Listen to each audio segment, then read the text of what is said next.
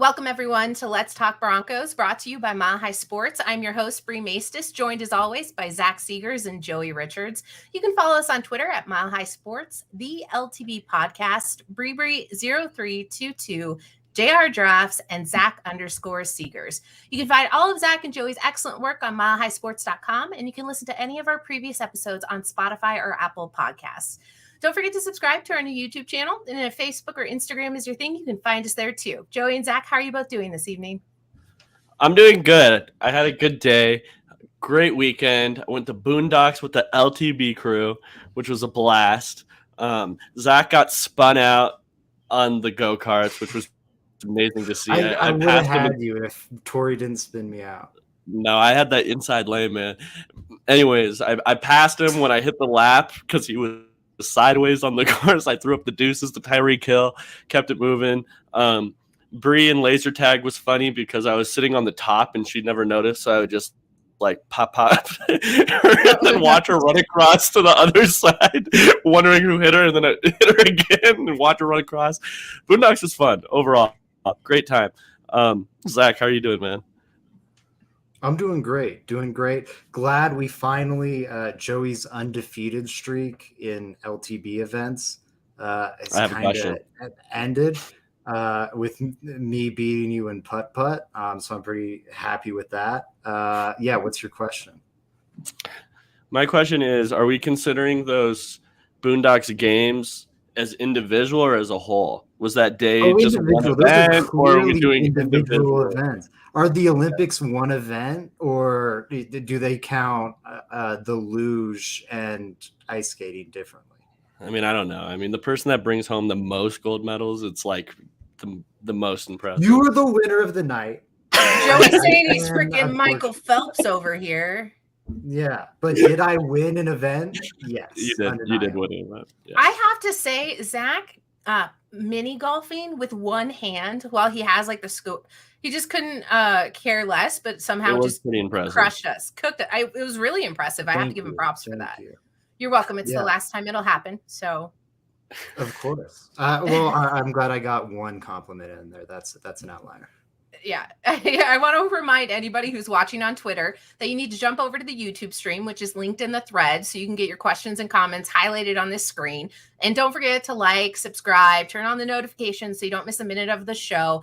I wanted to say we threw out a mailbag request to everyone over on the interwebs to go ahead and send us any questions that you had about upcoming training camp or just any burning questions that might have been out there. And we got an incredible response. So I just want to say thank you for everyone who sent in their questions. We have a ton to run through. I can't wait to discuss these with Zach and Joey.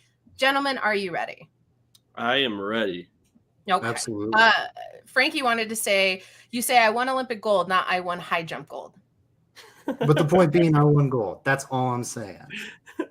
Want to say hi to Rich. He's in the chat. Hello, sir. And then Grandizer 12. Hello, everyone. How was your weekend? Hitting like button as I moderate my Eagles, guys. Cheers. Thank you, sir. We appreciate it. And everyone else in the chat stream, go ahead and like that feed as well. We'll go ahead and start with our first question of the evening. I just want to say we got some really good ones and we got some repeats. So Jason and Jolene over from Twitter, what will the wide receiver pecking order look like? I'm going to throw it over to Zach. Zach, do you want to take this?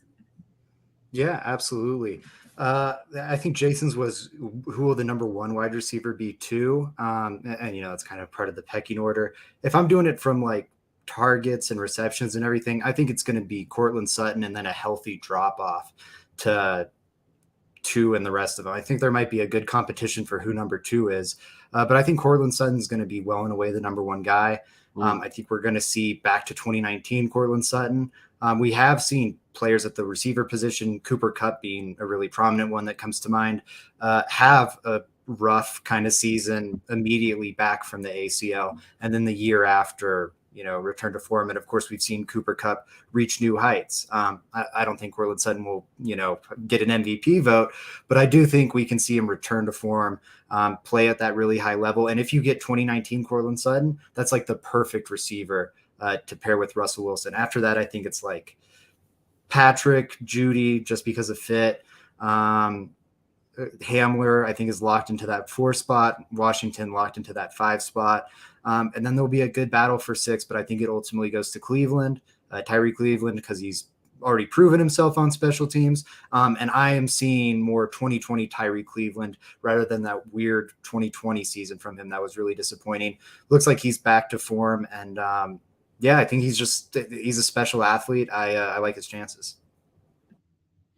Okay, so for me, I'm kind of in the same ballpark. I think Cortland Sutton and Tim Patrick may be pretty close, though. I really do. Tim Patrick, just the most consistent receiver on the Broncos through the years. The guy stays healthy. He's an Iron Man, as consistent as become. And why wouldn't I expect him to take a really big leap with a great quarterback? I do. I think if he was that good with subpar quarterback play with Russell Wilson, why couldn't he? And that's just where I stand. I think Cortland Sutton and Tim Patrick are right there. I'm interested to see where Jerry Jeudy is in this. I think he'll be third, but who knows? With the amount of talent he has, he could finish 1 through 3, in my opinion. I have no idea. I think Jerry Jeudy is that talented. He just needs to, be more consistent. Maybe entering year 3, that is where he is. KJ Hamler is definitely your 4th. Washington, he's going to be your 5th. I think his spot is pretty solidified, being that he is going to be the punt returner and kick returner. After that, it's kind of a question mark for me. Zach has a better eye at it than I do, being able to see these guys. It wouldn't shock me just coming off of last year if it was Seth Williams, but maybe I'm wrong. Tyree Cleveland does make some sense there as well. Do you guys think that there is a chance that Jeudy and Hamler could be closer in that battle than they maybe would have been last season, given there's a lot of question marks and variables surrounding how they both come into this next season? Yeah, I don't know. I don't think so, just because of the draft capital you put in Jeudy. If well, I guess because it wasn't that wasn't a Peyton pick, right? So, no. I don't know. I don't know. Maybe KJ Hamler comes in the training camp and is lighting it up, surpasses Jeudy. But when you put that draft capital, and that's a Broncos pick, first round pick, you're going to want the guy to pan out. So naturally, you're going to give him the more favorable outcome, even if it is close. And Jeudy is so talented. I think he kind of deserves that opportunity to prove that he is worth that pick. We saw him in college be that consistent route runner, separation guy that I think he can still be in the NFL. I really would think that he's going to have that 3rd spot. Yeah, I agree. I think I'm pretty confident in him having that 3rd spot. I think KJ Hamler is pretty locked into the 4th spot. But I could see, us looking at the stats at season end and them being, maybe very close, especially from like a yards and touchdown standpoint, and maybe Hamler not having as many catches, but more yards and touchdowns. If the Jeudy Russ connection is a little awkward, which I think is a reasonable forecast.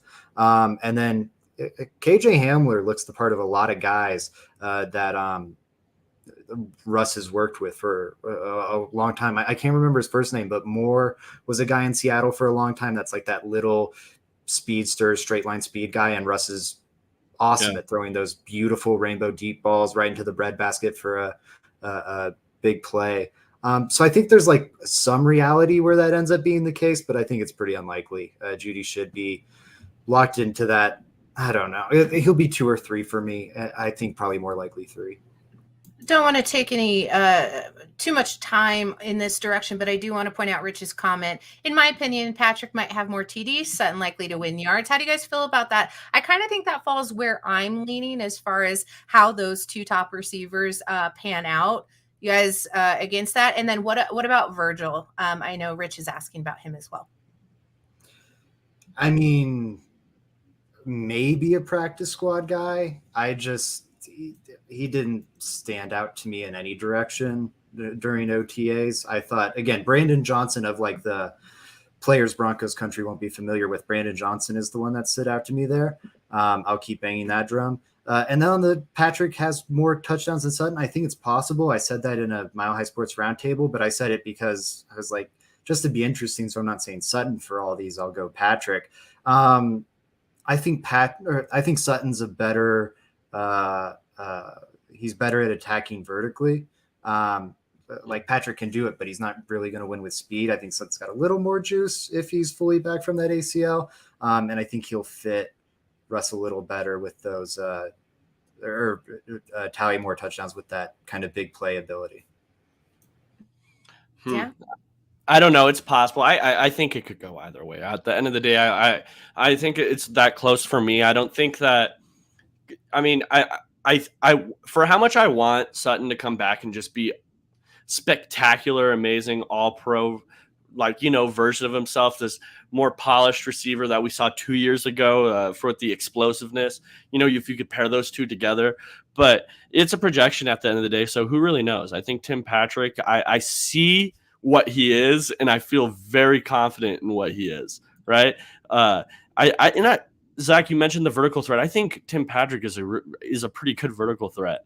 I really do. I think he is. He's a height, and people, and I'm not saying you, Zach, and you've actually commented on this before, so I know not you, but people think Patrick is slow, and he's not slow. He's a really good athlete, especially going vertical. I think he's more than capable of that.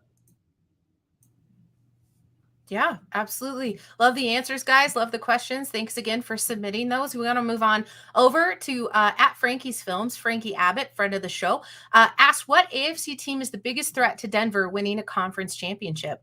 Joey, you want to go ahead and go first? Yeah, for sure. I think the Chargers have a great team on paper. I really think that. And it's an AFC West, not just AFC team, but AFC West opponent. Justin Herbert still on that rookie deal. And this is something that, I mean, if you go back in my Twitter history before we traded for Russell Wilson, a big thing I was always talking about was before these young quarterbacks get their extensions, you can just see how their offseason moves, and they can just go out and get players, sign players, trade for players. And I mean, because that quarterback salary is such a hit at the end of the day that the rookie contract is that valuable. And you've seen that with the way the Chargers have built their team this year. They have a fantastic football team on paper. Now, it feels like we've said this a bunch with the Chargers, and they just have an injury bug out of this world through the years. But I don't know if that's something that you can just say. So I'm going to go with the Chargers. I think that their on-paper team looks amazing. I'm going to go with the Chiefs. They've proven it already, and I think the Bills are the best team in the AFC.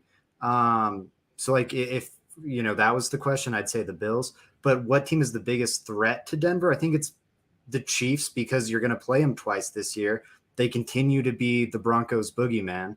I think there is a mental side of that rivalry at this point. And then I also think, again, just Patrick Mahomes and Andy Reid. I've got a lot of faith in them. Yes, you're losing Tyreek Hill and swapping him out for Juju. And I think surface level, it's like, whoa, the Chiefs took a big step back. But I think they're repositioning themselves really nicely for a bit of maybe not offensive overhaul, but some offensive tweaking. And I trust Andy Reid's vision and Mahomes' talent to execute that. I think the Chargers are a really good team too, but man, the Chargers are always the offseason team, and we just haven't seen it come together yet. So I need to see it on the field before I give them more credit, even though they might be the paper champions. I get that. It's just like, I don't know if that's something you can bank on. I don't know if it's just like they've had bad luck, but the reason I can't bank on is I can't point to anything where it's like, oh, this is the reason they look amazing in the offseason and don't look good in the regular Brandon season. Staley might not be a good head coach. Like, he might be. Vic Lombardi, I think, is a bad offensive coordinator. I think that would be one thing. The right side of their offensive line, specifically right tackle, is still problematic. Like, I think they're good. So, and I'm not saying it's like the weird mystic element of the Chargers is why they're not going to do well. That's not why. We haven't seen it all come together for them. So for me to go from like non-playoff team to biggest threat in the AFC, I'm not ready for that leap yet. I think they're a very serious threat. So where do you, I guess this is kind of off topic off of this question, but I'm interested now. So how do you stack up those three teams, or maybe you even throw the Raiders in there? How do you stack up those three AFC West teams there, with the Broncos included? Man, I think I go Chiefs, Chargers, Broncos right now. Okay. I am kind of bullish on the Broncos though. I might I'd have to really think about. I have them really neck and neck. I Yeah, could rank it's them tough. any which way, really. I think that's But all. It's hard to be mad at any four teams of the rankings. It's really hard for me, at least, because I could see these situations playing out where you could have even the Raiders at the top. I mean, they've made some offseason moves that have been really good, and I think Zach, you also think, maybe you agree with me. I think Derek Carr's a really underrated quarterback, and they've added weapons around him. So I don't know. It'll be really interesting to see how the AFC West stacks out this offseason or this year. But man, it is going to be a bloodbath, and I'm excited for it. Every single AFC West game is going to be fun. And happening twice for each of those teams. Like that's super exciting. Yeah. And Zach took the words right out of my mouth. I think that's completely appropriate to also put in that mentality of, if the Broncos defeat the Chiefs this season, then what the heck is going on, right? Like it needs to happen this year. I think that plays a lot into why that's going to be the toughest. The Bills are probably the most talented team. So I agree across the board there. Can't argue that. I know it's a kind of a cop-out answer, but Zach just put it really succinctly. So I appreciate that. You're welcome. Another compliment tonight. I am on a roll. I know. I'm rolling in it. I do want to get to the next question that might make Joey flinch a little bit, but Kyle over at Back in Blacker on the Twitter says, why won't the defense take a step back in 2022? Joey, why won't they? Why won't they? I have to make the argument, why won't they? I will take the words out of my friend Zach Seeger's mouth here and just say, if I'm making the argument, if I am making that argument, it'll be because they are because the team is more receptive to a more player-friendly head coach. Now, if I'm taking the words out of my friend here, Zach Seeger's mouth. But I'm surprised Joey didn't go with what his argument's been this whole time, because I was actually planning on stealing the words out of Joey's mouth, which is this team's going to hopefully be a lot healthier. That's going to be huge and have a much better pass rush, in theory. That along with, Fangio being swept out in the Evero thing that I've been talking about forever, I think will also have an impact. But you're going to have better pass rushing talent this year. I feel pretty confident about that. I don't know if it'll be great. It's got a pretty wide variance, but the fact I don't know, they'll be on the roster for 16 games, Bradley Chubb and Randy Gregory, I think is nice. We only had Vaughn for 8. And then the depth is greatly improved. I just wrote on that today for a piece that'll publish tomorrow morning. The depth at edge is just much improved. I will say at the edge position, there's a lot of question marks. Like, there's a lot of guys that in theory sound amazing, right? But there are some question marks. Joey, this is why won't they take a step back? I know, but I have to comment on it or I'm lying here. There are a lot of questions at edge rusher right now. There are. Randy Gregory already hurt a little bit, which has been a concern for people all over Broncos country since the signing. Bradley Chubb hasn't looked like the same guy since he's been a rookie. And, I mean, Baron Browning hasn't played edge in the NFL yet. We're moving from inside linebacker to the edge. Like, there are a lot of questions. Then after those three, we're looking at Jonathan Cooper and Malik Reed, who I don't think anyone's just sitting here like over the moon. I don't think anyone's talking about either of those guys as starting caliber edge rushers. Oh, and Nick Benito, I guess, but also another question mark, right? Can he defend the run? Is he strong enough at the point of attack? Certain question marks like that. And he's a rookie. So these are all question marks about the edge group. I think they took some good shots to make sure that it's solidified, but I'm not going to go out on a limb and say that we're 100% good to go. I think you have to look at it both ways, right? So there's a lot of question marks surrounding the defense and their ability to keep healthy, right? Obviously not relying on depth there, new coaching staff across the board. But why is that not being implemented when we talk about the offense? Or maybe it is, and maybe I just feel like sometimes it's a little bit more weighted towards the defense because Fangio, to his credit, ran a pretty solid gig there and had great concepts for what he wanted to run. It just wasn't the time or the place, right? So riddle me riddle me this, and I'm not trying to be start an argument, but why are the question marks tailored towards the defense and not towards the offense, where there's question marks on whether the quarterback is going to be up to snuff, or whether the wide receivers are going to be healthy enough or know how to handle that level of pressure, right? So there's a lot of question marks surrounding the bulk of the team. Why is it the defense that you feel so strongly about? Yeah, I think because we're leaving a defensive mastermind of a head coach. That would be my take. And I also think that we just simply have more injury-prone players on our defense than we do offense. At the end of the day, I think that's simply what it is for me. That's the biggest thing. I mean, when you go down the roster, I mean, we have older players like Kareem Jackson who are questioning, can he fill in? Caden Stearns is a little bit of a question mark, rookie, but didn't really play that safety position that we're kind of projecting him to be in this next year. We talked about the edge rushers and all of their question marks. You know, I'm less concerned about this than I think the average Broncos fan, but a lot of people have question marks about the inside linebacker group. There's just different things there. I mean, Ronald Darby hasn't stayed healthy for a whole season a lot, like ever. He did it once. There's just more question marks, in my opinion. I don't think it's a picking defense over offense thing. I simply just think that there's more questions.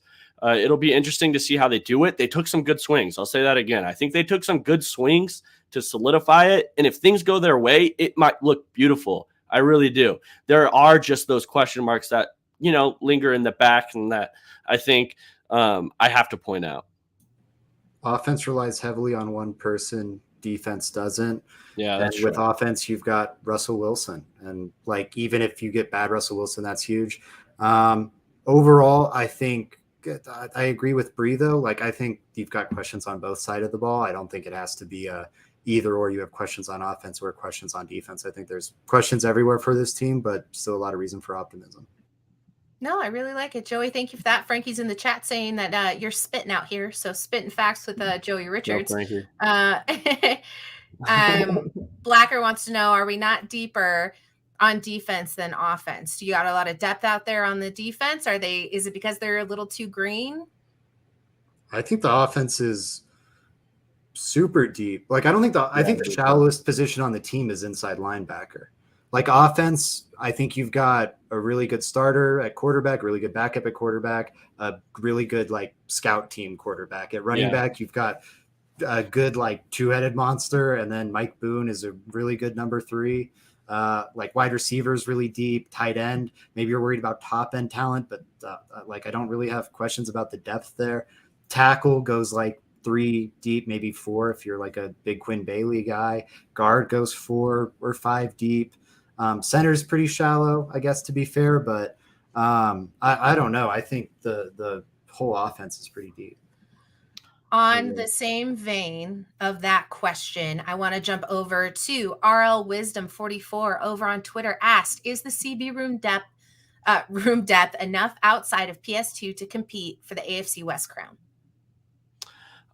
Yeah, I mean, it's tough. Like, I mean, once you start going to those backup cornerback positions, it's tough to ever feel confident, 100% confident, and just be like, oh, we can slide a guy in there. I don't think you could do this for any 32 teams, really.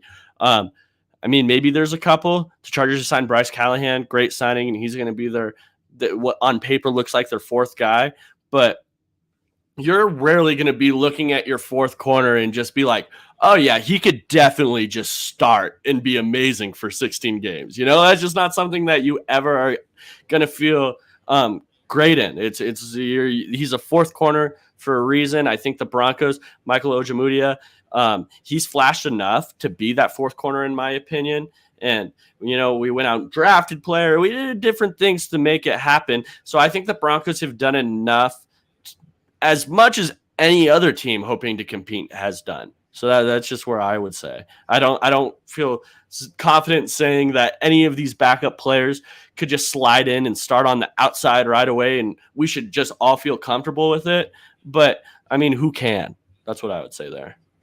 Yeah, what cornerback room, you know, you remove the top guy from and you feel confident about them going up against Justin Herbert and Patrick Mahomes 4 games out of the season. And then the Derek Carr to Yeah. Devontae Adams, Darren Waller, Hunter Renfrow thing for two more. I don't think so. Yeah, like outside of PS2, is it deep enough? Like if heaven forbid PS2 was to go out for the whole season, that would severely hurt the Broncos' chances. But that I think goes for a lot of teams around the league. Like if you take one of their 5 most valuable players and a guy who could potentially take the leap towards superstardom, and if he does, that'll be a huge boost towards the Broncos' playoff and championship aspirations. If you're removing that guy from the equation entirely, goodness, I'm having a stroke. That would be bad. However, I think if you look at the cornerback room as a whole, it's plenty deep enough to compete. Like this is a really one of the deeper rooms I think in the league. Just about every team in the league is desperate for another corner. And the Broncos have PS2 and Ronald Darby, which I think is a really nice outside tandem. Darby does not get enough love, by the way. Underrated. Last season, when teams were in 3-by-1 alignments, it was Darby over there on an island more often than not PS2. And he did a great job. So he absolutely deserves more love from Broncos country. Jolene asked the question, who's going to be cornerback 2, Darby or Ojemudia? Darby, and I don't even think it's a competition. K1's a really nice nickel. And then Ojemudia is a number 4. Like if he's the version of Ojemudia we saw last season during training camp and against the Chiefs, that's maybe the best number 4 corner in the league. I don't know if he can do that consistently, but I mean, that's pretty exciting. Damari Mathis was one of my favorite draft picks of theirs. Yes, to Joey's point, maybe you don't trust that guy outside right away, but I think he's a really nice number 5 corner, especially if you look around the league at what other teams' cornerback rooms look like. And then, there's a drop off to number 6, but the fact you don't experience that drop off until the very end of your corner room, I think is a testament to how talented and deep the Broncos cornerbacks are. Zach, I'm wondering, are there any, since you've been there, you've seen these players, has there been any takeaways from Mathis thus far? Has he shined at all? Has there been anything that caught your eye or no?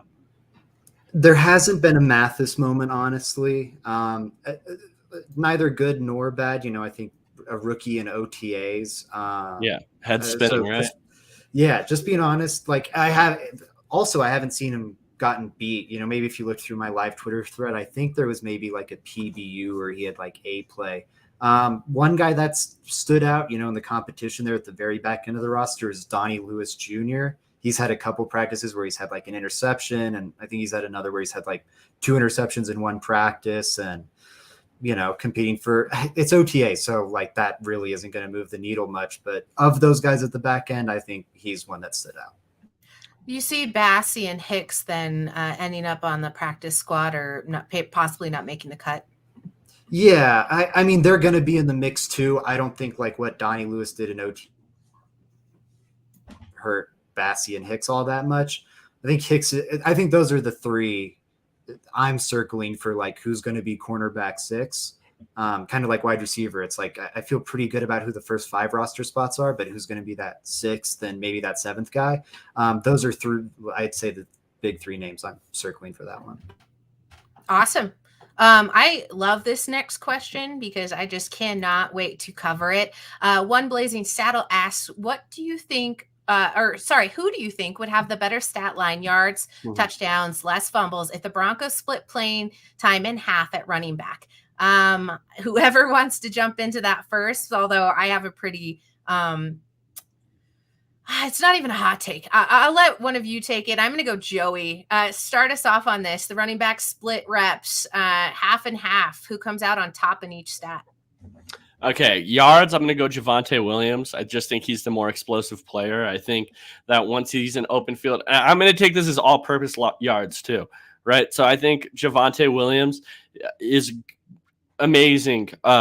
in that area. I think he's the more explosive player. I think he has the bigger chance of ripping off bigger gains, stuff like that. I think touchdowns, I'm still going to go Melvin Gordon if they split 50-50. I do. I think that ball carrier vision is such a big thing in the red zone. You need to be able to read those gaps. See, because there's a lot of the time there's a free man in the red zone. There just is. You don't have enough blockers to take on everybody in a goal line situation. And I would take Melvin Gordon there. Less fumbles, Javonte Williams. Melvin Gordon has a history of fumbles. Javonte Williams doesn't really. So I would go that area. Zach, do you differ at all there? Who did you say for touchdowns? I said Melvin Gordon. Okay, so here's my thing. People talk about Melvin Gordon as this guy who I don't know, is this magical touchdown scorer. He's always gotten throughout his career. You know why he scores so many touchdowns? Because he always gets handed the ball near the end zone. It's not like he's got some magnets in his shoes that are attracted to the paint on the field. And I know you're not saying this, Joey, but I've seen it too much where it's like, oh, Melvin Gordon's the touchdown guy. I have a reason though. No, he gets handed the ball. I know you do.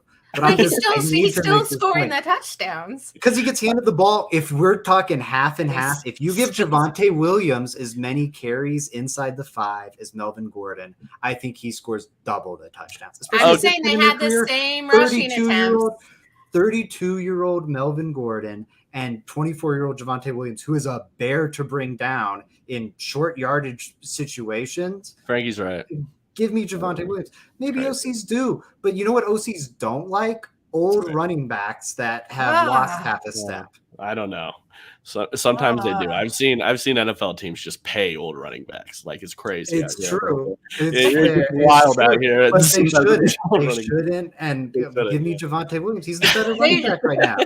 Okay, they shouldn't. One, we don't know that because last year's statistics state that they had the same rushing attempts. They fumbled the ball about the same clip, had about the same amount of yards, and Melvin Gordon was killing it with the touchdowns. Okay, so he got the ball within the red zone, within 5 yards more often. But yeah, he's still scoring the touchdowns. If you ran that for every other single player, you're going to discount how they play because when they were given the ball, it's interesting to me. So here's my reasoning. He plays. It's just about where he's given the which ball. One of the running backs, Zach, which one of the running backs here were stuffed at the line of scrimmage or behind the line of scrimmage at a higher clip?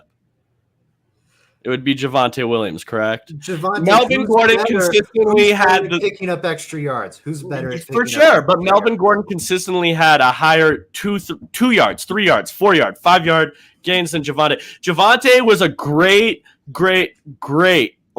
fantastic at ripping off these big gains where he would break 6 tackles. He would be amazing, right? But if we're talking about ball carrier vision, I'll repeat this in the red zone, man. You're not always considering everybody. You're going to have a free guy a lot of the time. And I think that ball carrier vision, which I think we both agree here, is something that Melvin Gordon is better than Javonte Williams at this point in their career is at. Melvin Gordon is going to have a higher success in the red zone. If it's coming down to a one-on-one play, right? If it's a one-on-one, I have to beat my one man, I'll take Javonte Williams. But I think Melvin Gordon has a better chance of going untouched in the end zone. I really think that. I think Melvin Gordon has a better chance at picking up that 1 yard gain that you need to punch in a touchdown. Le'Veon Bell has the best vision of any running back over the past decade, maybe 2, maybe more than that. Vision's incredible. But once he lost a step, it didn't matter. And he was a hell of a lot more talented than Melvin Gordon. Has Melvin Gordon lost a step? Is that what you're saying? Last year, so this year the problem is compounded even more. Last year, he was the oldest of the NFL's 33 most productive running backs. I don't know where the cliff is. This is a Thelma and Louise situation on a foggy night. I don't know where the cliff is, but I know it's up ahead and we could drop off at any point. Bree just went over the cliff. It's foggy out here. We don't know where they are. You could go over at any moment. So that's what I'm talking about with Melvin Gordon. See, Bree was here 1 minute, and then the next second she's gone. No, Zach, that was just how little sense you were making. Bree had to just end her whole camera there for a second. I'm 100% right on that. I'm 100% you can't just claim. We're keeping track of this, and we're going to see touchdowns at the end of the season. Who has more touchdowns? It's going to be Javonte. Rich says, sorry, Zach, 100%. age is not always equal loss of speed. It's like saying you're going to lose your hair at 30. Hey, thanks, Rich. Appreciate the feedback. I just think it's pretty crazy that you're going to go age out does there. equal loss of speed. It does. You get slower. You said with he had age. fresh Yes, you legs do. at I'm OTAs. sorry. You're telling me Are you eating still it? have You did. You're contradicting you a little bit. You're so contradicting yourself right now. I am sick. I had to turn my camera off because I was vomiting. Running back? Since when did we start valuing OTA performances from running backs? Yeah, his legs looked fresh, but OTA running back. Come on, let's keep everything in perspective here. Getting out of here. Anybody have any I'd tuck my remarks? tail and run too. Goodness. Oh, that was great. Oh, I'm mad. All right. RL Wisdom 44 is back with us again. Is Denver's depth at inside linebacker good enough? If not, could they resign Alexander Johnson? Guys, I've been wondering this since the preseason is right around the corner. Training camp is 9 days away. No word on Alexander Johnson. I think he was great for the team last season, coming back as a veteran presence for this team upcoming. I don't know if it has a chance to happen, although the depth there would be nice, considering that is a question mark. How do you guys feel about that? And Zach, since I'm mad at you, Joey, go ahead. I think it's fine. I'm not that. I mean, if last year taught me something, it was like, okay, the Broncos got really beat up at inside linebacker, and they got destroyed when they did. But how simple was it to change? Like, all they did was trade a 7th round pick for a linebacker, and everything went back to normal. And trade for Jonas Griffith preseason for like what did they get him for? Like a 6th or a 5th? Yeah, it was something like that. You don't want to trade 2 day 3 picks to, and then they fixed their entire linebacking corp. It was never really that big of an issue. Like, sure, it was a hit losing Josie Jewell. It was a hit losing the inside linebackers that they had, but when you saw how easy it was to go out there and just attain guys that just played, like we're talking about we literally traded for a linebacker, played him the next week, and he was good to go. And our linebacker core wasn't that huge of an issue after that. So I don't think that the linebackers are that big of an issue. I just don't. I don't. Zach, what is your opinion? Yeah. Wow. Sorry. Frankie's comment's really funny. For our audio listeners, Frankie says, so help me God if I watch this team sign some 30-something linebacker while Browning practices cross drops, I'll lose it. I think that's fair. I just want you to know your age. The football age kind of matters. I mean, the data's there. Browning. Okay, so here's my thing with linebacker depth. It's very concerning to me. Really? To Joey's point, it should be fixable in theory, but man, you're going to have 4, maybe 5 of these guys rostered if you look at how many they had rostered last year. And there are like 2 good ones. And then like Alex Singleton, if he has to start a couple games, he's not going to be even as good as like Kenny Young was. It's going to be a little tough if he has to start some time for you. And then after him, it drops off another very, very steep cliff. And again, all that's assuming Jonas Griffith can do what we saw for 3 games over the course of 17. Like we always talk about, being uncertain with Ojemudia and what's he going to be. He played like 1 less game. I think the snaps are quite a bit different, but he played like 1 less game than Jonas Griffith, or started 1 less game than Jonas Griffith last year. I don't know if we can bank on that certainty too. And then Josie Jewell, the starter, is coming off a season-ending injury. You've got like 3, I think NFL caliber linebackers, and then like roster caliber linebackers, and then those last 2 spots, or that last spot, is gonna, I don't know, it's not gonna be great. And I think those 3 rosterable guys still have good question marks. So I guess my question would be like, I don't think it's possible to build the perfect team, and if there was a position that you would be most concerned about, it would be on that defense. It would be inside linebacker. So totally, and it's fine. It's a sacrifice you're willing to make. But what if I told you don't have to be so concerned about it, Joey? Because the big problem is you don't have anyone outside of Jonas Griffith that, can be a good off-ball linebacker, match up in coverage and all that. Quan Alexander is still on the open market, played solid for the Saints last year. Probably could get him for pretty cheap just because this Wisdom asked about Alexander Johnson. I don't think you'd sign him because I think he's kind of in the same vein as Singleton and Jewell. Quan Alexander is the backup to Browning, maybe even ahead of Singleton on the depth chart. Again, it all depends what you need. That fits pretty well. For Broncos fans that aren't familiar, I actually did some research ahead of time. He's like 8.5 RAS guy. And all that, so that means he's an 85th percentile athlete at linebacker. And all the movement stuff graded really well in, and explosiveness graded really well in. Size, not so much. So that's why pairing him with a Singleton or pairing him with a Jewell in case of injury is an appealing option. I think he's like the Broncos' Kenny Young, and I would like them to sign him preseason because right now I think you're putting yourself in a position where you could be relying a lot on Kadofi Wright. Yeah. Okay. Yeah. I don't know. I just don't think it's that concerning. I think that's just kind of where I am. I mean, if they want to go out and sign a guy that they feel more comfortable with, go ahead and do it. Yeah. Sorry. No, I saw a comment. I'm sorry, Richie. Richie's commenting about Singleton. I disagree. I saw, I don't know, watching Singleton Eagles tape last year was depressing for me. He's the kind of linebacker that drives me crazy. I'm sorry. It wasn't my favorite. You know what? You're able to have all of your opinions, Zach, and I know you'll let us know about them. Although I will agree with you there. Damn, that was shady as fuck. Beautiful. I do want to jump to the next question. Best Kid Wilkins over on the Twitter asks, what can we expect from Coach Hackett's offensive scheme this season? Take it away. Zach, this is yours.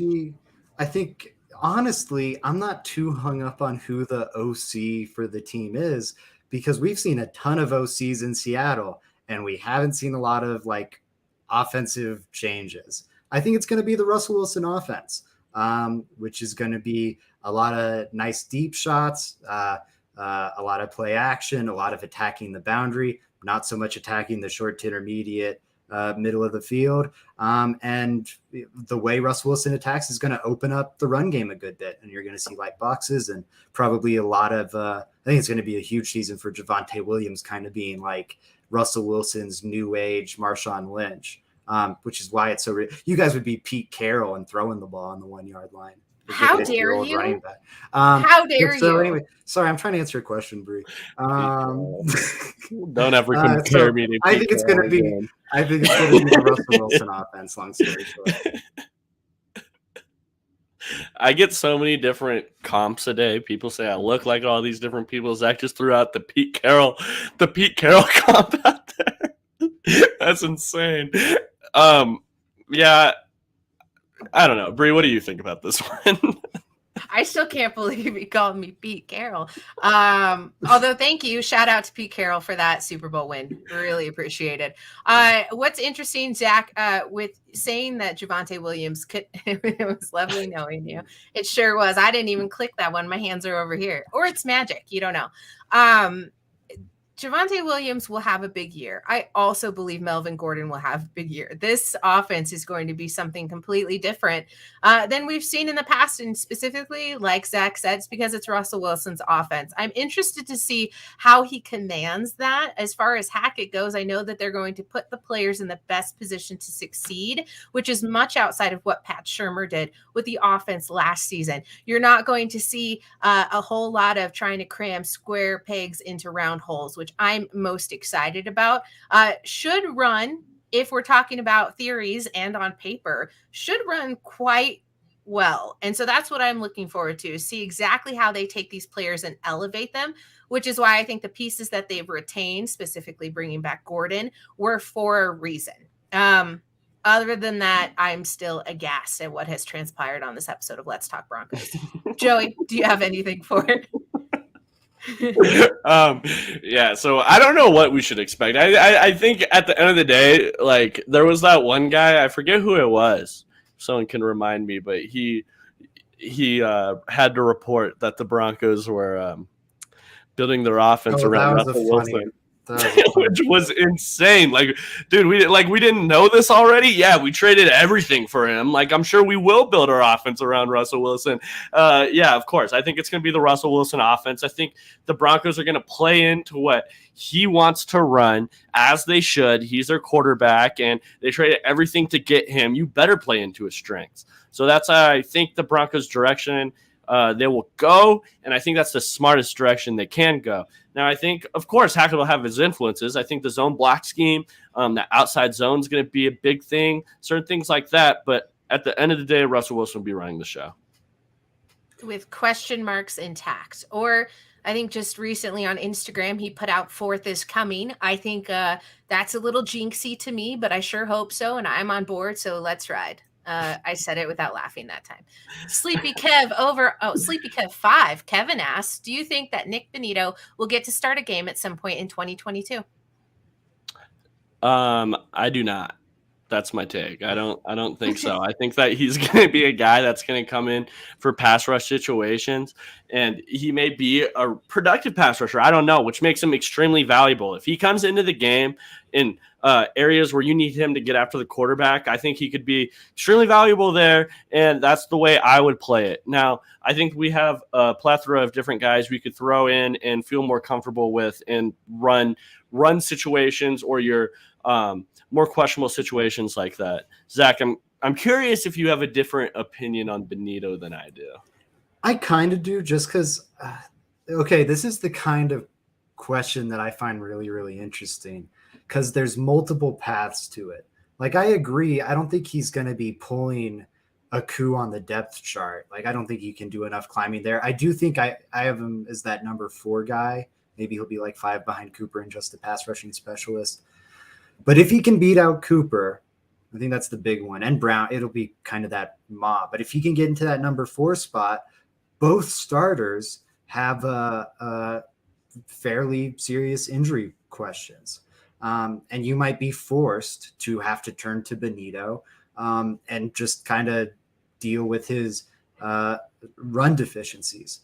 And I think you'd still get a heavy dose of Cooper, even if that was the case, especially on, early rundowns. But like, who gets listed as the starter or who gets played more snaps? If an injury happens to Gregory and Chubb, which is totally reasonable considering Chubb has been injured 2 of the 4 seasons in his career, and Gregory has never played more than 550 snaps in a season, Bonito could very easily start. I think it's like 60-40, 70-30 to no, he won't. But I don't think it's like a flat out no. Yeah.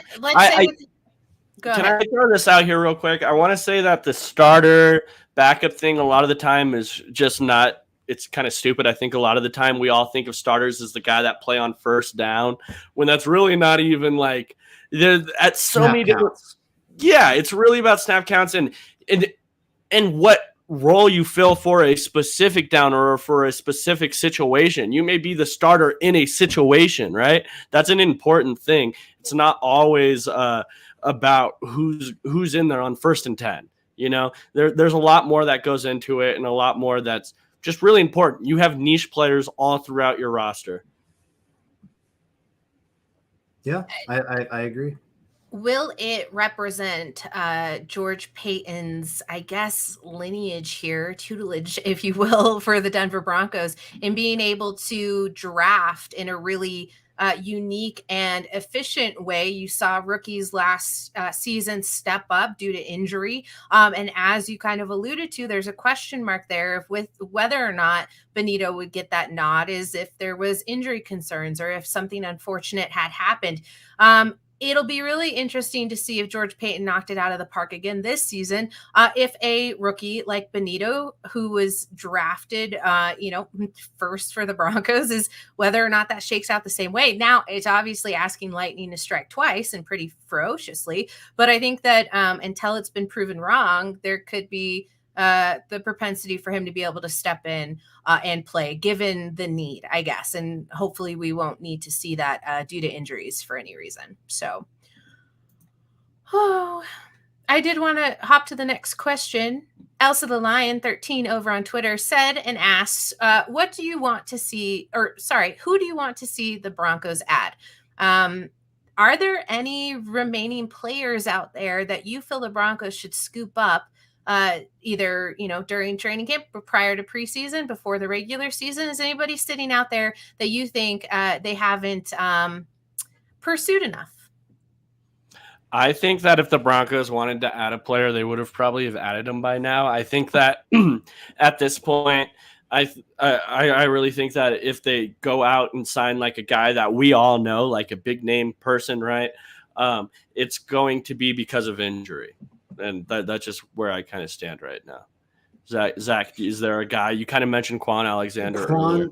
Quan would be my guy. Just like I do think when you look over the actually, I've got another one. You have a couple. When you look over this roster, there are two big places, and nickel corner would be like a third one, kind of on the periphery. But there's two places where I go, yikes, kind of about what's happening as starter and what's happening in terms of depth, and that's center and that's inside linebacker. Which, granted, are not like the most important positions, but this team is trying to win a Super Bowl right now. The Russell Wilson contract extension is coming next off season. You are trying to win. And I know probably most people don't view the Broncos as their number one Super Bowl favorites. That aside, and all of us would probably be happy with like a divisional playoff run, but they are trying to win right now.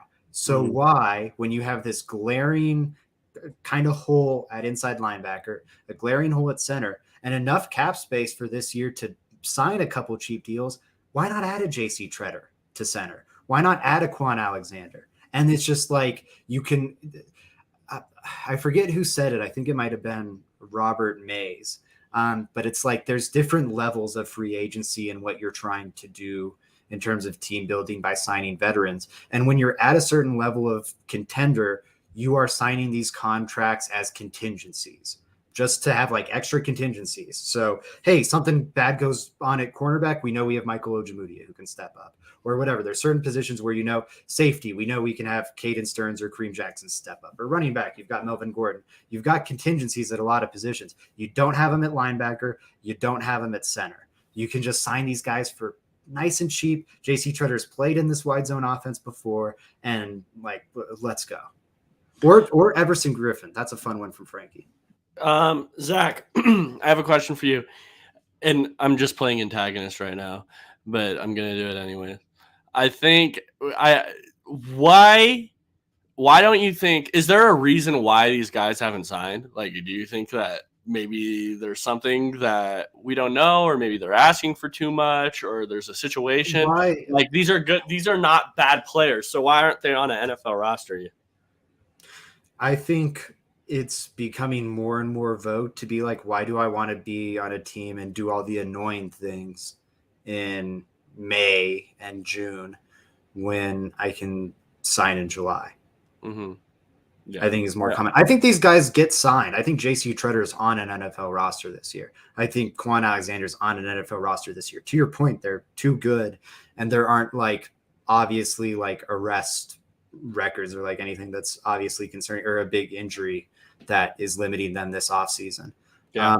They're past their prime, but they're going to be on NFL teams this season, and the Broncos, I think, would be wise to make them members of their team. Can I also make this point real quick? I think NFL teams, and I really believe this, I think there's some NFL teams that literally just don't know what they're doing sometimes. Like, I honestly believe that. I think there's Raiders. What do you say? The Raiders. I think there's a plethora of NFL teams every single offseason that make moves that are just concerning, and everyone from a mile away can see that this isn't going to work out. Yet everyone on Twitter will sit there and tell you they know better than you, blah, blah, blah, blah, blah. But, I mean, a lot of the time it doesn't work out. I remember, man, how everyone from a mile away saw that Jamal Adams trade, except for like one person on Twitter I saw. knew that Jamal Adams trade wasn't going to work out. Yet they made it. Yet they made it. And there was going to be people telling you that the NFL teams know what they're doing and you're wrong and don't they know more, but it's just part of the NFL. Cal's commentary is killing me right now. It's good. Cal's warning Joey that Big Brother's coming for him. For our audio listeners, shout out to Cal. Well, I hope they're listening. I did want to grab another comment from the chat. Grandizer12, who's tuning in over here while he's moderating another show. That's commitment. We appreciate it here. Question to the panel. Choose one Broncos player that this year is a prove it year. I heard Russell Wilson's name thrown out there. Your takes. I have to say, I agree with you 100%. For me, it's Russell Wilson. I stated on a previous episode that I think he has the most pressure squarely on his shoulders this season. And I think that also applies to it being a prove it year because it is also a contract year and you're going to have to pay him next year. So how many times in like 60 seconds can I say the word year? Not sure. Let's keep going. I think that absolutely everyone in Broncos country, whether they're completely bought in and they're ready to ride or not, thinks that Russell Wilson has to step it up a bit in order to I don't know what you're laughing at over there. Ready to ride or not? Let's ride. I don't know what you're laughing about. It's not funny. Broncos country, let's ride. I hate myself. I'm done. Go ahead. Okay, I think McTelvin Najim has the most to prove. I think it's put up or shut up this year. I really do think that. He was a guy that came in and everyone thought he was going to be a little bit of a project, but now we're entering year 3. It really is like, hey, man, you have to produce this year. You have to earn your spot. You need to be part of the rotation and be productive, a part of the rotation. Obviously, a guy that came in a little I thought artificial weight wasn't very great at the point of attack, but had a lot of athleticism, changing from an edge position to that interior defensive line position. But, man, you can only wait so long, and we're entering year 3. So that's my guy. I mean, you guys both missed the layup. It's Jerry Jeudy. This is it for him, man. Like, you could have had the excuses in the past. You had the excuses in the past. Offensive play caller's not good. The quarterback's not good. Man, now it's time. You look at the other guys in his draft class, most of them, like Jalen Reagor being the one that isn't, most of them are outperforming him at this point. Not all those guys have good quarterbacks. Not all those guys have good play callers. Now he hypothetically has a good play caller and a good quarterback. If he can't piece it together this year, and I'm not saying he won't, but if he can't, my man's run out of excuses at this point, and it's not going to be looking good. Earlier, we were talking about how he's pretty penciled into that wide receiver 3 spot. If he has a rough year this year, no chances he penciled into a starting job next year. He's not going to have that same luxury. On the flip side, if he finally does come to life and has a 1,000-yard season, everyone's going to be going, look, he was good. It was just the quarterback. It was just the play caller. I think he has the biggest make or break. So what's like my biggest question here, what's like an average season for Jeudy this next year? What's something that you would be like, okay, it's not make or break. Like, he's satisfied enough, like just enough. Can you give me like a yards or something like that? Man, ballpark, like, because you have to think 800 yards, 70 catches, 50 touchdowns. That's what it should be, dude. Because top 15 pick. You've got Russell Wilson. If we're talking about him as a potential number 2, I think it's make or break for him. It's true, but if he has even less than that, 500-yard season, that's what he was doing with Drew Lock. But we're already projecting him as wide receiver 3, right? So, like, what's your average wide receiver 3? What's your average wide receiver 3 numbers? 900 yards for your third wide receiver would be amazing. Like, that would be. I think him being wide receiver phenomenal. 3 is frankly a bit of a disappointment. I'm projecting him as wide receiver 3 because I don't have a ton of faith in him. I think if you're the Broncos, you would like to see him being wide receiver 2. Patrick and Sutton's skill sets, I think they can exist together and both be really good, but their skill sets are a little redundant. I think in a perfect world, if you're the Broncos, it's Jeudy and Sutton, or Jeudy and Patrick is your Batman and Robin. It's true, but it just feels like the third receiver, no matter who it's going to be, Cortland Sutton, Tim Patrick, Jerry Jeudy, we're all going to sit there and be like, dang, that's a disappointment just because there's not enough footballs to go around. Like that third receiver, he's not going to get 900 yards more than likely. I get that, but and we're all going to be sitting there talking about that's not good enough when they're really in the reality, the issue is that there's not enough footballs to go around. I think it's different things. Patrick's proven it. If he comes out next season and is wide receiver 3 and has like 600 yards or whatever, it's going to be like, oh, okay, Jeudy finally blossomed and there weren't enough footballs to go around. If Jeudy continues to be in a minimized role, despite now having the quarterback, now having the play caller, it's time to go, maybe it's a Jeudy thing. And that doesn't mean he's a bust and has to be out of the league. But I think there's still a lot of people clinging to the idea that he could be a star receiver in the league, or at least a very, very, very good receiver. If he isn't that this year, what is the excuse? Like, yeah, maybe he's buried on the depth chart. Very, very good receivers don't just get buried on the depth chart. Yeah, no, I mean, I agree with you, but it's just like, I just sang Tim Patrick's praises, right? Earlier in this podcast, I sang Tim Patrick's praises. I said he could be the number one receiver on this team. He really could. He could end up being the number one receiver on this team. You made the argument that Cortland Sutton could be the number one receiver on this team. I don't think any of us sat here and were like, Jerry Jeudy could be the number one. So naturally that would go 1, 2, 3. And I think that's more of just us talking about how talented you think that Cortland Sutton's going to come in and be this, wide receiver 1. I think that Tim Patrick could also be, solid, really, really good wide receiver 2. I think that Jerry Jeudy could come into the season and also be wide receiver 2, but the numbers may just not reflect it. And I don't think it's all about stats. Like, I don't think Hunter Renfrow is putting up gaudy numbers in Las Vegas, but it's like, that's a good fucking football player. Yeah. I don't think Jeudy has proved, like, I know he's a good route runner. I don't know if he's a really good NFL football player. And I think stats aside, he can prove that this season. No, I agree. I just know that it's going to end up coming to that. Like, that's going to be the narrative. For some, but well, that's why people need to come to Let's Talk Broncos. Yeah. I couldn't agree more. You guys handled that well. I didn't even have to take out the gavel.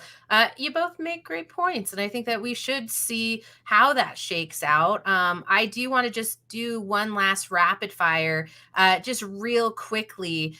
Uganda's Joy 01, that's Jolene, over on Twitter. What will be your favorite position battle to watch? Joey, go first.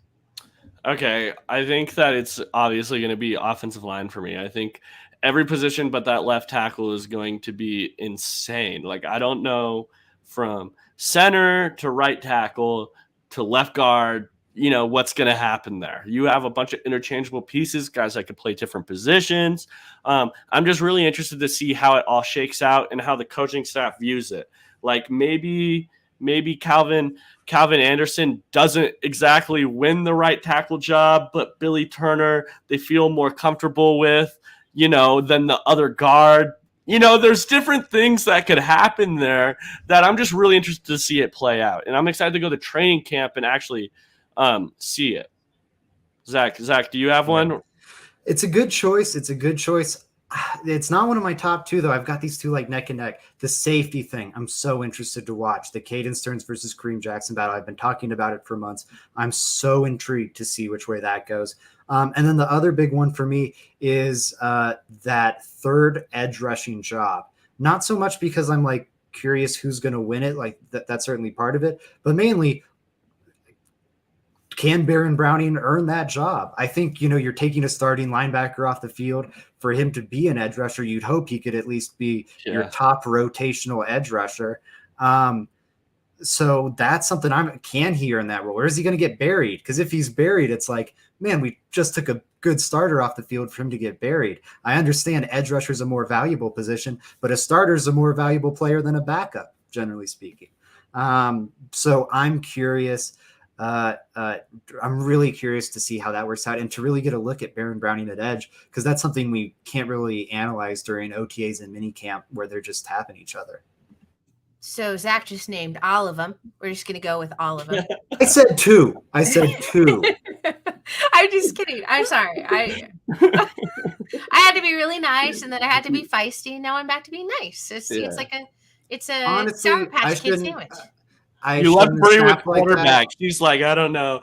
If Bree wanted the answer here, she's like, I don't know. You know, this Actually, Josh I'm Johnson, be Russell watching Wilson battle. Seattle's QB competition is the one I'm really going to be tracking. That's stupid. That was a loaded question. Counting That's- interceptions, training camp interceptions. Ooh, I'm going to miss it so much, y'all. Last training camp was so much fun. I couldn't get enough of it. But what I am looking forward to is seeing how the Caden Stearns safety saga just goes on. I'm really excited to watch that with the both of you. I know Zach will be in his ivory tower somewhere looking down upon us, but Joey and I will be out on the berm. So if you're out there, you can come say hello. Say it just like that. Say hello. I'll be out there with so much sunscreen. It's going to be insane. Yeah, Right. we don't want Joey to burn. Although I brought sunscreen for you before and you still haven't put it on. So let's just be real here. Joey will be sunburnt. I also, and now I'm completely off track. I had a really great answer for this. Now it's gone. Yeah, we're going to go safety. And then, I obviously want to see how Montreal Washington shakes out in the wide receivers. I'm a big fan of him as a person and an athlete, and I'm really excited to see how he does out there and see kind of how the wide receivers shake out. There's a lot of them, much like there was last cycle. I know we were really high on some that didn't seem to work out. I'm really have high hopes for Montreal Washington, rooting for him big time. So I can't wait to see him out there. And cheer him on, because I am going to put on my fan hat for that. I do want to have the both of you tell everyone where they can find all of your great work. Yeah. Everyone go follow me at JR Drafts. Find my writing at Mile High Sports. Those are my two big things. Rich just asked, Joey, do you own a safari hat? No, but I should. And yeah, that's my wrap up there. Zach, where can they find your amazing work? Yeah. Mile High Sports got tons of articles out, like one coming out every day. This week is going to have a ton of columns. There are some questions in this mailbag that we weren't able to get to that I'm going to be writing about. I'm going to be writing about all these questions. So, you know, if you missed some of this, definitely go back and listen to the episode, but can read the article too if you want to, you know, tune out Bree and Joey and just get unfiltered Zach content. I'll have an article answering all these questions. And then I'm looking I'm looking at ranking all the defensive position groups. I ranked the offensive position groups, and just tons of good columns coming out. So look over at milehighsports.com. I'm just over here like, fuck me. Why does he say fuck me? Like, what did I do? I don't think I said fuck you guys. I said tune it out. Tune out the noise. Basically the same thing. And if you want to tune me out, that's too darn bad. You can find me on Mondays and Wednesdays with the Let's Talk Broncos crew, on Tuesdays with MHRT on the 5280 podcast. On Thursdays, you can listen to me on 98.1 FM with the Fan Cave. All over Mile High Sports. Download the app if you haven't already. You can catch everything live. You can read all the articles. You can see all of Joey and Zach's excellent work over there. And then you can just listen to me, because you may want to tune me out. It's just not happening anytime soon. It's been a great show tonight with everybody. I see so many people in the chat. I can't. So much for United in Orange. Just kidding. LOL. That's hilarious. Thank you, Grandizer, for still being here and cheering us on. We're united on some fronts, and then we go do some team building on the weekends, and it rips it completely apart. But that's all right.